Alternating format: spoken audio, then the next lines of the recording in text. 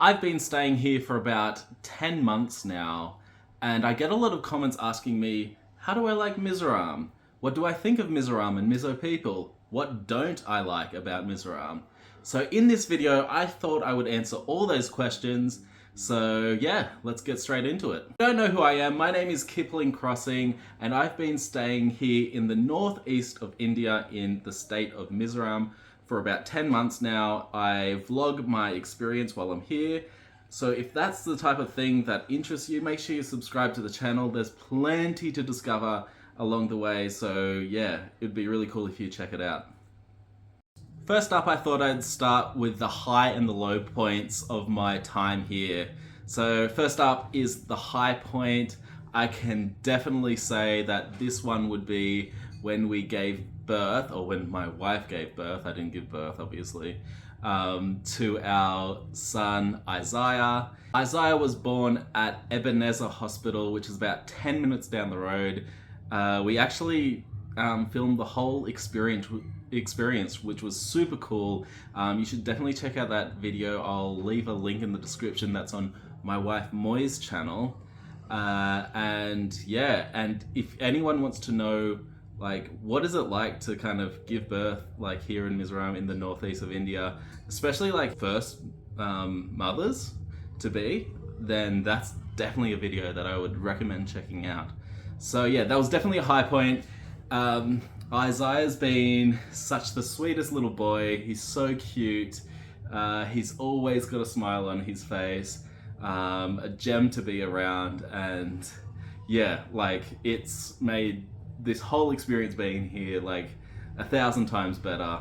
Obviously I'm here with my whole family. I'm here with my wife Moy and our other son Gideon, and yeah, all of them together just make up the best family ever. So yeah, high points all over, being here with my family, but also Isaiah being born. Now in terms of my lowest point, that actually happened really recently, and it's quite sad. I lost my passport, which is a huge headache. It's almost one of my biggest fears, to like lose my passport whilst over in a different country. Now thankfully for me, I'm actually in a home, so it's not the worst situation in the world. You know, say for example, if I was in a different country, say Indonesia, and you know I lost it on the road somewhere, then I would be completely screwed. But you know, I'm quite familiar with India. I'm here in a home, so that's okay. If anyone finds my passport, by the way, please send it to me. Send me a message on Instagram. I will reward you handsomely. I'll throw 5,000 rupees at you if you can find my passport. So yeah, definitely keep an eye out for that, because I have no idea where it is. It kind of just disappeared. So yeah, definitely a low point. I'll be going to Delhi soon, probably next week, to put in an application for a new passport. So we'll be going as a whole family. We'll be vlogging that experience over on our other channel, Crossing Family Travel. That's where we just give advice on how to travel as a family. So if you're, you know, wanting to travel as a family, that's a really cool channel to check out. You know, we give plenty of advice in that regard. So yeah, that's the lowest point, is losing my passport. Now, next up, I'll move on to the pros and the cons. So the pros, I would say, number one for me, and this has been an absolute game changer, is the cost of living over here compared to the cost of living from where I come from. So I earn decent money in Australia, but because I'm living over here, the cost of living is so much less that the difference between my income and the cost of living makes a huge difference. And so I am able to, because of that, spend my money in such a way to give myself more time. And time is something that I am not used to having back in Australia, because, you know, we basically have to do everything ourselves, you know, like, you know, any sort of like maintenance on the house, chores, like, you know, washing up after dinner, like looking after the kids, which is a huge toll on us. But ever since we've come here, we've been able to essentially just hire help for all of those things. So if we need some maintenance done, we just pay for it. If we need some babysitting, we just pay for it. If we need, someone to help us, with the house and the housework, we just pay for it. So because of that, I've been able to get a lot more time, which has been an absolute game changer for me. So with that time, I've been able to do things like make YouTube videos, which is awesome. I've been able to go to the gym more, so I'm a lot more fit and healthy, which is a huge up, especially now that I'm in my 30s. And I need to really start looking after my health. So that's, in my opinion, been a really big game changer. But it's not just the fact that we can hire help, but it's also the fact that it's family and it's people that we can trust, which is super important. Especially considering that we have pretty much a newborn baby and a toddler, and who are like the world to us. And so we definitely need people that we can trust, and staying with family means that we have those people right here with us, which is super cool. In terms of the other pros, the people here in Mizoram are super friendly. Like, I've had the biggest, warmest welcome by everyone. Everyone's super friendly. I get the biggest smiles from everywhere I go. Maybe I have a slight advantage because I'm quite well known through my YouTube channel. So thank you to all of you for supporting me and being super friendly to me. The other pro is that the society is super safe. So we've been sending Gideon to a preschool, and we're just super happy with that preschool, and that we're able to be in a society that we can trust to have the best interests of us and our kids in mind, which is super important to us.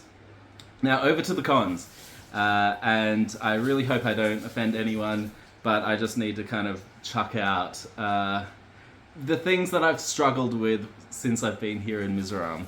So I'm going to start off with everything is small.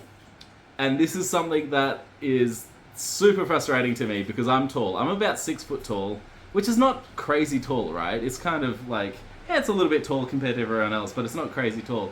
But I find there's a lot of things that are just way too small. For instance, like seats, those seats that you would sit on when there's like a some sort of like memorial or funeral or something like that, those blue benches, they're way too small. I can't sit on that for like more than like 20 minutes or I'll start to get back problems. And like the thing is, it's like, it's not like Mizo people are that small, because like it seems like it's designed for children, right? But everyone's kind of, I suppose, used to it, and they've kind of lived with it their whole life, so they're used to kind of like sitting on these very, very small things.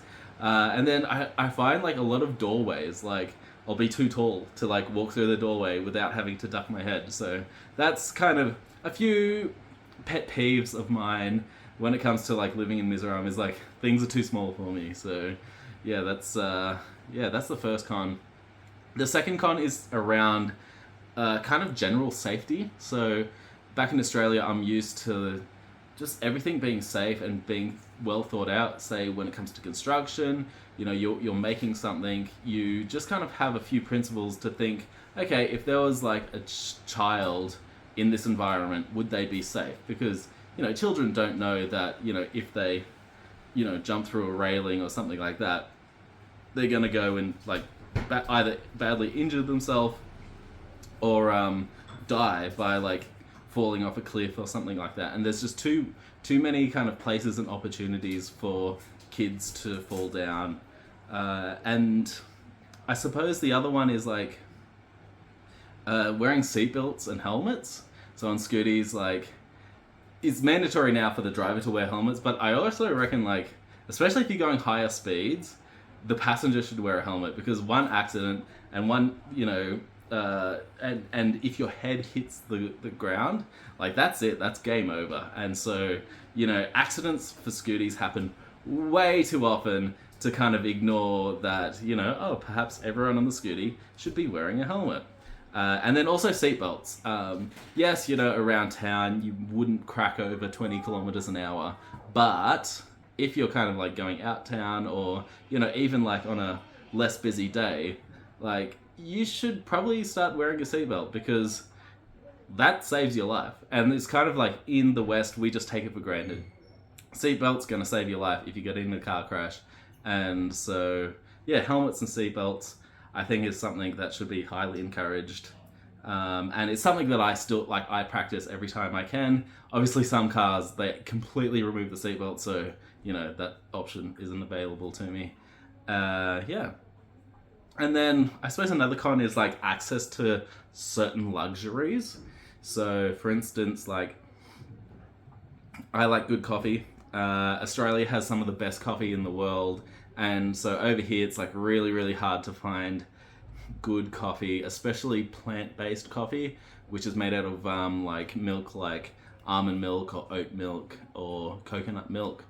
So super hard to find. When we were in Bangalore, we found some pretty decent coffee, but over here it's kind of, the coffee scene's not very well established. And then things like bread is another luxury.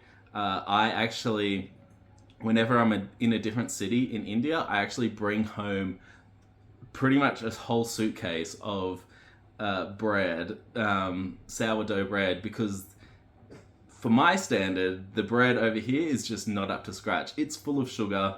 It's so sweet that it's almost disgusting. And so, like, I can't really handle the bread over here too much. Like, it's good for if you're doing something like French toast. Yeah, that's fine. But in terms of, like, you know, like normal toast or sandwiches or, you know, whatever else you're wanting to make out of it, it's definitely not up to scratch. I have to kind of get my bread from other cities and kind of bring them home with me. And then I just chuck them in the freezer so I can, you know, defrost them and then use them for later. Thank you very much for watching. Also, remember to subscribe, because there's going to be plenty more fun videos coming out soon. Next Wednesday, I'll be releasing another update on the house that Moy and I are working on, so make sure you subscribe for those and turn on the notification bell on YouTube, because that's going to let you know as soon as we release that video. So we're going to aim to do that video pretty much every Wednesday.